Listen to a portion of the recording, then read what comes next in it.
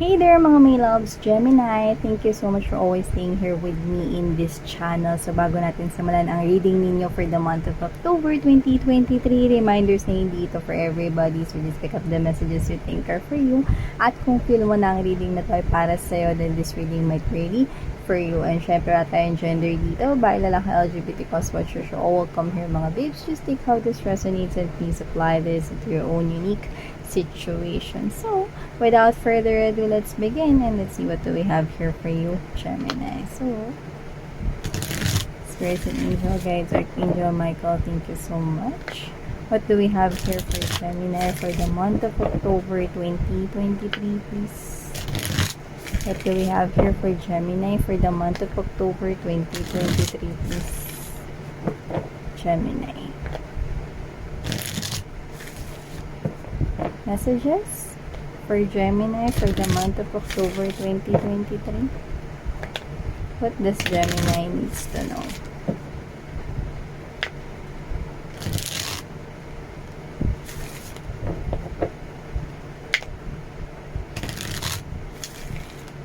Okay, so let's see. Ano bang meron dito for you, Gemini?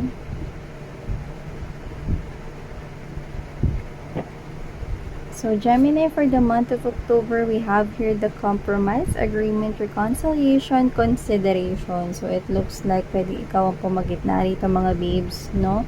Sa dalawang mag-aaway rito, no? Or maaaring ikaw to na-involve sa isang away rito, no? At mukhang meron ditong gustong makipag-compromise, makipagbati dito, no? So, I think there is someone here coming towards your way on the month of October. So, if this is you na-involved ka sa isang gulo right here, or may involved kasi isang argumento this October, I think there is someone here na lalapit makikipag-ayos, no, sa inyo. So, yung iba pwedeng matagal na tong alitan na to. So, someone here wants to compromise, ayusin na to, no, para wala na ritong gusot sa klase ng connection ninyong dalawa. So, I don't know if you're willing, okay, no, depende yan sa inyo kasi iba-iba naman talaga rito kung ano yung extent na argumento ninyong dalawa. But this person, kung sino yung lalapit dito, wants balance in this type of connection because I'm seeing double threes right here, which is an indication na totoo yung pakikipag-ayos nitong tao na to sa inyo. So, yung iba pwedeng kayo itong makikipag-ayos na nakaalitan, no, nakaaway ninyo or makakaaway, no. This could be anyone, colleague, friend right here, or someone in your neighborhood. Pwede rin naman na sa family. So, whatever the case may be, just take how this resonates. So, we also have here the Mariani. So, we have here someone here, no, na parang kinokontrol kayo dito or you feel like wala na kayong laya, no, when it comes to your work right here. So, pwedeng on the month of October, I'm picking up, no, na yung pag-away ay pwede may kinalaman sa trabaho or pwede ito na meron, yeah, I'm hearing the word yabang. So, pwedeng may nayayabangan sa inyo to the point na parang, kasi ikaw to na siguro meron ka ritong tinataglay, no, na sipag at tiyaga. At yung iba talagang sa corporate world nagtatrabaho, no, may kumpanya kayo rito pinagtatrabahuhan everyday or ikaw to na asensado ka sa life, no, or ikaw to na mas nakakaangat compare sa iyong family or other family members or relatives, no? So, meron siguro ditong nayayabangan at pwedeng yun yung pagmulan dito ng gulo. So, I think, no, hindi naman ang gagaling yung yabang sa'yo, kundi pwede kasing meron ditong nababalot na inggit, no, or parang kasi alam nyo na, nagtitrigger dito sometimes kasi, no, kapag ka may insecurities ang isang tao, kahit hindi ka naman nagyayabang, no, pero yung success mo is yun yung parang nagsusumigaw, no, nagtitrigger sa kanila, no, para mainis, mabwisit sa'yo.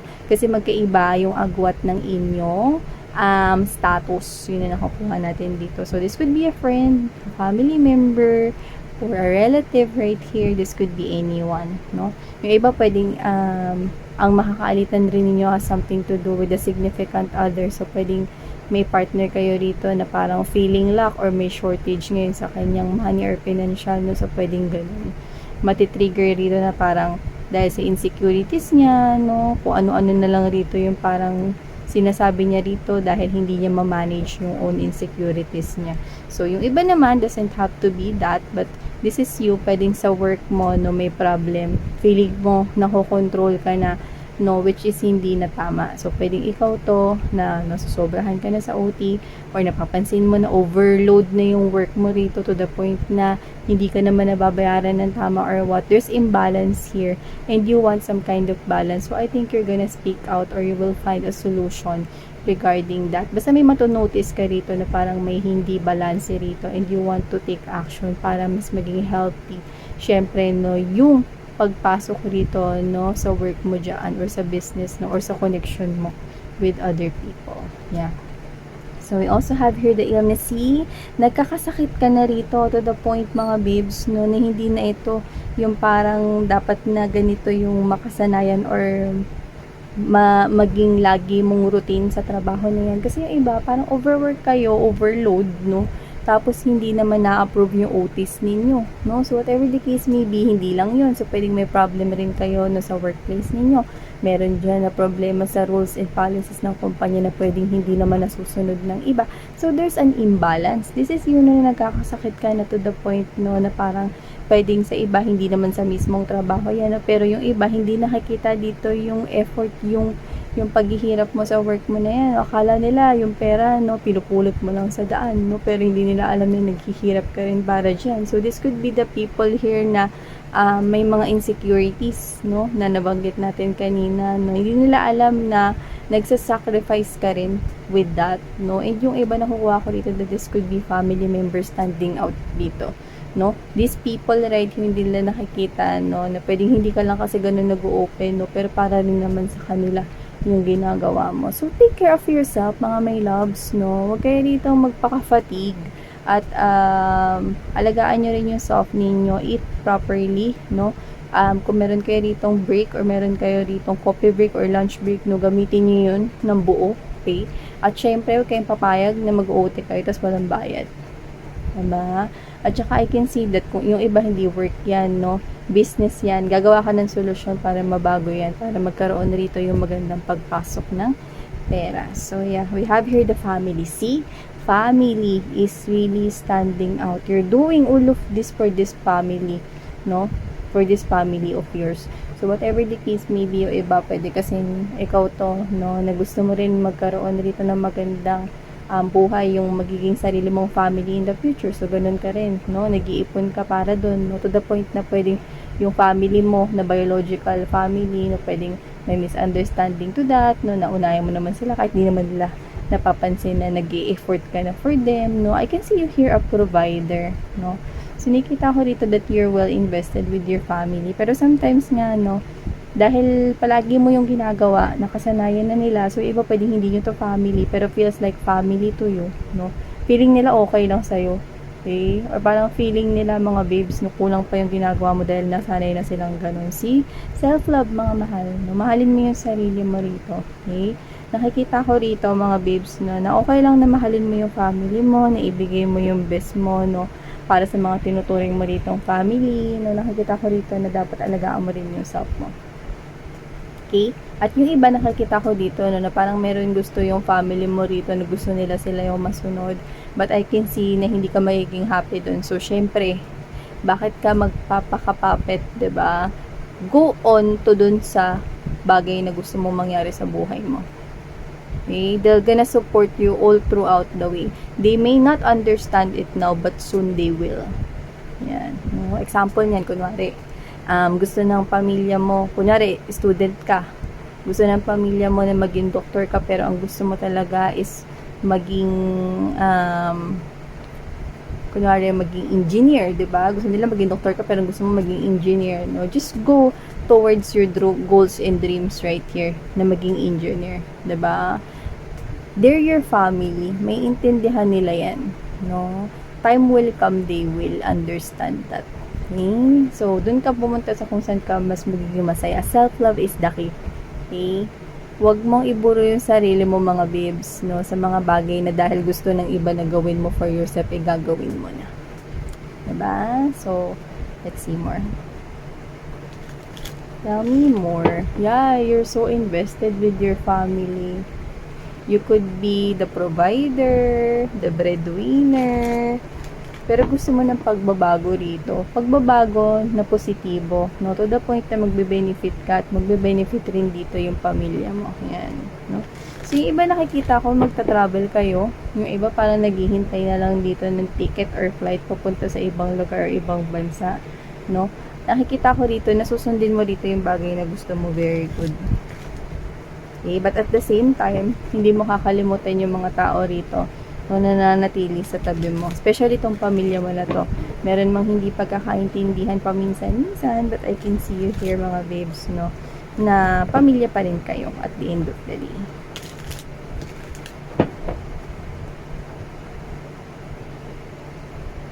At saka, pwede ka rin mag-speak out ng feelings and emotions and feelings mo. Kasi I'm getting the energy of your family is actually human being rin, syempre, no? Syempre, hindi nila naiintindihan kung hindi mo rin ipapaintindi yung feelings and emotions mo. So, just be comfortable telling them your feelings and emotions towards this situation. Diba? So, see, ito na naman, diba? Super well invested talaga, no? But we've got here the star. See, meron ka ditong pangarap na gusto mong gawin at the back of your mind, no, right here, to the point na parang iniisip mo pa rin sila. Parang, paano ko ba tutuparin yung pangarap ko na iniisip ko sila? Kunyari ganito, pangarap mo magkaroon ng kotse, pero dapat hindi ma-neglect dito yung family mo. Kailangan makapag-provide ka pa rin ng ganito yung amount na mabibigay mo to them, yung gano'n, no? Yung parang this is you, very family-oriented. You love your family so much. Yun yung nakikita ko rito. Yan, no? Especially, may magandang balita rito din sa tinitingnan mo na yan if that is especially a material world or material gain right here. So, pwedeng yung nire-reserve mo rito na kotse. Like, yung model na yun, yung kulay na yun, yun na yun, no? Ayan na, no? Sir, or ma'am, andito na po, meron po kami rito nung hinahanap ninyo. Ayan, no? And this is you. You want that thing. You dream about that, okay? But at the same time, you're having doubts. Okay? Hindi para pilhin yun, kundi para paano ko ba mababalanse ito. Kasi gusto ko mabigyan pa rin yung pamilya ko rito. Gusto ko mabigay ko pa rin sa kanila to. Yan. This is you thinking all of these things because you love your family. Yeah. You're committed with your family right here. At yung iba baka iniisip ninyo, yung dream ninyo is magpapamilya na kayo. Maybe you have someone here already in your life. Or maybe nakikita mo na yung future mo na magsisettle down but your family is there. No, nakikita ko rito that you still want balance. Puro balance ito, 3-3-3, justice, balance pa rin, di ba? So, you want fairness, equality right here. Gusto mo ditong sumaya, pero at the same time, dapat nakakapag-provide ka pa rin sa family mo. Alam mo, lambot at napakalaki ng puso mo rito, mahal, no? Okay? Kasi this is you, na hindi mo pinapabayaan yung pamilya mo rito. Pero syempre, huwag mo rin pabayaan yung sarili mo. Okay? Huwag ka lang basta magbigay ng kakarampot sa sarili mo. Self-love. Okay? Self-love. Yun nakikita ko rito. Saka hindi ko nakikita pa pabayaan mo yung family mo rito. Diba? Alam mo, maintindihan nila yan. They may not understand it now, but soon they will. See, abundance is coming towards you. Birth of a new life, birth of something new. Gusto mo na rito magsimula na panibagong chapter ng buhay mo, pero hindi mo naman sila inaalis. It's just that this is you, no, na magbubunga to lahat kasi mabait ang puso mo. Malaki ang puso mo, Gemini, no. See, this is abundant energy. This is you na hindi mo napoproblemahin yung pera, no. I can see you here na magiging mautak eh. Yung isip mo, napaka-wise mo eh. No, ikaw to na mag-iisip ka ng paraan, no, business na lalago rito, no. Nakikita ko rito na kung ano yan magtatagumpay because the Empress is right here. This is yun, hindi mo po problemahin yung pagpasok ng money, na makakapagbe ka pa ng higit sa sapat sa pamilya mo rito, and at the same time, mapupulfill mo yung dreams mo rito kung gusto mo mag-aral, mag-masteral sa ibang bansa or dito, no. Pagpatuloy yung pag-aaral mo, whatever it is, makabili ng bahay, lupa, dream car, dream house dito, dream house and lot, no. Lahat yan, mga mahal, no. At pati yan pagpaplano mong pagpapakasal dyan sa person mo, kung meron ka ng person dito or nag-iipon ka lang para sa future family mo, no, kahit wala ka pang specific person, na all of this will be balanced, Gemini. That's what I'm getting with this Empress energy. Yeah, I can see you fighting for this, at ito ay isang magandang good news coming from the universe right here. Now, whatever it is that you're fighting for this abundance. You're fighting for everything to come together to you. Every plan that you make will happen here. Just as what you put your investment in here, your time, effort, you're motivated with this. Okay? So, nakikita ko dito lahat to ay magiging daan no, papunta sa success at tagumpay. Yeah, I can see here, continue fighting for this one and see, it's coming. You're coming towards abundance right here at makakapag-desisyon ka na, no, na ipupush mo rito at ilalaban mo yun, no. Ipupush mo rito yung desisyon mo na ilaban tong dream mo rito, no, kasabay rito ng pagsuporta mo sa pamilya mo. At dahil dyan, bibiyayaan ka ni universe dito, no, ng kasaganahan. Yun ni Empress energy, kasaganahan yan mga mahal. Tuloy-tuloy dito, no, yung pagtamasa mo dito ng kaginhawaan, no, kasi ikaw to hindi ka kasi maramot no. This is yun na siguro dati nung hindi ka pa nga ganyan, hindi ka pa as in talagang nagkakaroon ng malaking sahod, no? Kasi lumalaki yung sahod mo, lumalago, nag-i-increase, no? Steady, tas may progress, no? Nung hindi pa ganyan yung sahod mo, hindi pa ganyan yung kinikita mo sa business or trabaho niya, no? Pagbigay ka na, kaya the universe is giving you more.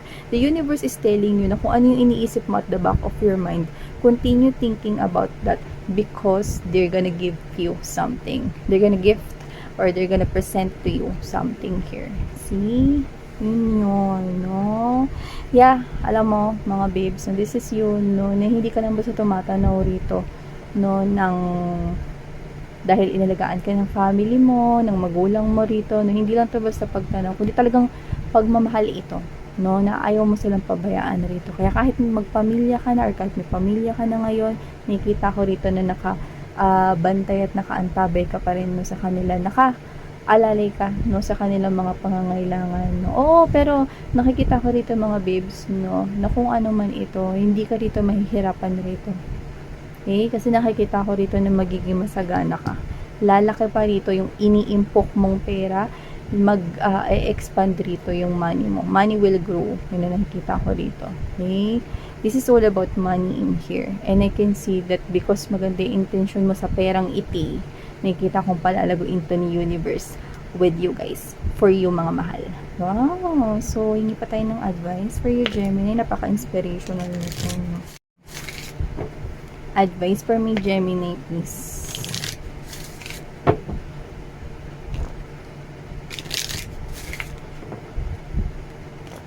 Tsaka inom pa yung tubig, no? Parang merong may sipon dito. Gemini. Messages for Gemini. Advice po for Gemini.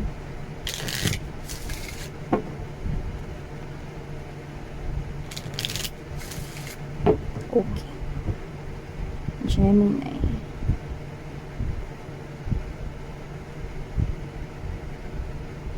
Gemini, we have here the within the next few months. Yeah, exactly. You're gonna feel right here more likely na magsisimula na ito sa October, no? The next few months, yun na nga mga babes, so hindi na matagal na paghihintay mo rito. Ano man yung ini-invest mo na gusto mong simulan mo na kasi nakita tayo ng liwanag sa dulo. Yan, no? Kung makikita mo, no, it's like a ladder going up to success. Magbubunga yan ng maganda. Okay? Kung ano man yung pinaplano mo na may kinalaman sa pag-invest ng pera, business right here, no, or sideline, no, or kung ano man yan, push, pangarap mo yan at nakikita ko natatapa ka rito, no, sa tagumpay. Yeah, see, itong pinag-uusapan natin, okay? You are being well guided right here by your angels and spirit guides to push whatever it is that is on the back of your mind that appears here to be the star and at the bottom of the deck. See? Abundance! See? Abundance! Yan o, hawak na nila rito. Yan o, yung glittery gold na yan o, abundance mga babes. Nire-ready na to na extend rito ni universe. It's like, eto na, Gemini, kunin mo dahil isa kang mabuting anak, isa kang mabuting kaibigan rito. No? Meron kang malaking puso, kaya ito tanggapin mo ang abundance rito. Yeah, your money will grow. There's kasaganahan, everything will come to you like effortlessly. So continue what you're doing because you're on your way towards this ladder of success, going to abundance. Wow! My gosh, Gemini, this is really that moving message from your universe right here. So yeah, wow! So claim this mga may loves for you to be able to receive it and feel that you deserve this. Of course, you deserve this, okay? So, thank you so much, Gemini, Sarang Love and Life. Annyeong!